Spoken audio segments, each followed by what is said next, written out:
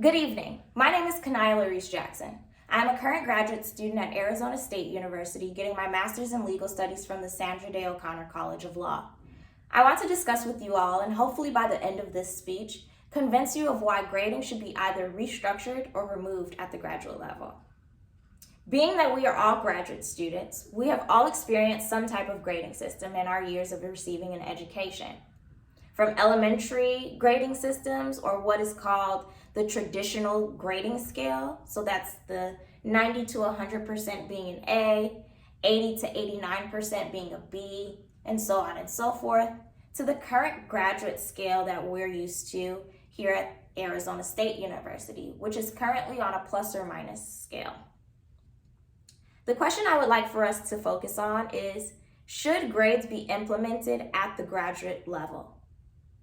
Have you ever been frustrated at a grade you received because you knew it was not an accurate account of your knowledge? Have you ever received a grade that provided no actual guidance for you in terms of making improvement and truly grasping the concepts learned in the classroom? These two questions truly hit home for me. Why, you might ask? Being a student, I have firsthand witnessed experiencing frustrations of receiving a grade with little to no feedback actually attached. And where does that put me? How can I move on and make those improvements that a professor is wanting to see when there is no actual feedback contained within a grade? Some may argue, and Vanderbilt University actually conducted a study on this, that grading does provide students with feedback on their own learning, clarifying for them what they understand, what they don't understand, and where they can improve. And although there is some truth in that, there is also truth in the fact that grading isn't actually beneficial to students. I want us to all think about this. If a student is to learn information, to be able to apply it to the real world, where exactly does grading fall into that system? How can one learn from receiving a C on an assignment of how to truly apply that to real life? So what's our solution? We need to restructure the ways in which students receive feedback and receive grades. There's a blog by the University of the People, and within it, it quotes, "The grading system may not accurately reflect what a student is learning." They talk about 3 cons of grading: subjectivity, limitations, and time consumption. Subjectivity is described as a subjective way for professors to grade students. You may see this more commonly in an English class versus a math class, because math actually has concrete answers, black and white, yes or no, this is the correct answer, versus writing papers. How do we grade students on writing papers? How do we grade students on providing their own opinion towards things that they're seeing in the world? They talk about limitations. Limitations in terms of where exactly the student falls on the grading scale. Grading does not accurately tell you what a student is learning in your classroom. You may have students in your classroom where they actually understand what you are talking about, but they may not be able to apply that knowledge by writing an essay on it. Or they may not be able to apply that knowledge answering true or false questions. So how can we provide grades to students to where it is actually truly beneficial to them? Because as of right now, we are not seeing that. Lastly, they touch on time consumption. Grading is time consuming for professors.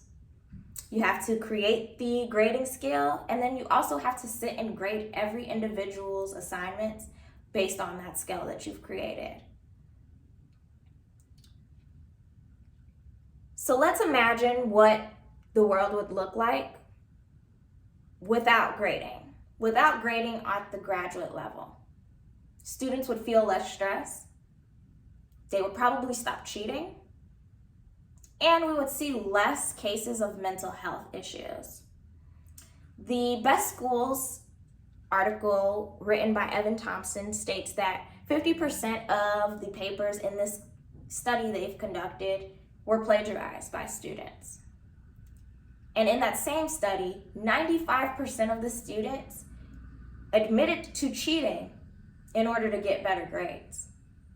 These are very high percentages, but also very believable. Grading holds high stakes.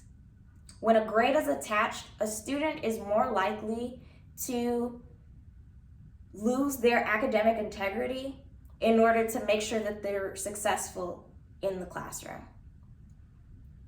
Without grading, we'll see less of this. There would be no need to stress. There would be no need for cheating. Why would you need to cheat if there's no grade attached? You would actually be able to state what's on your brain, what you've grasped from the classroom, and questions that you still might have that you need clarification on without the pressures of, I need to get an A in this class. And to touch on mental health. Students' mental health has been known to decrease specifically because of grading. There is an article published by the Pew Research Center back in 2019 that states 70% of 13 to 17-year-olds surveyed believe anxiety and depression to be major problems amongst their peers. And in the same group, many of whom are now the students in our college classrooms, identifies the pressure to get good grades as the most significant. This is important because we are seeing that mental health is on an increase. When students are being provided grades and they have the stressors of not only family pressures, financial pressures, but now academic pressures as well to be successful, it's more likely that their mental health is to decline due to that.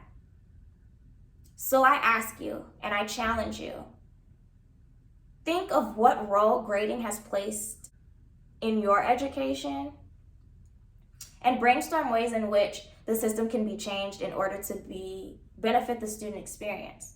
Write a letter, get signatures, protest on campus, advocate for yourself and your peers of why grades should not be implemented at the graduate level. Thank you.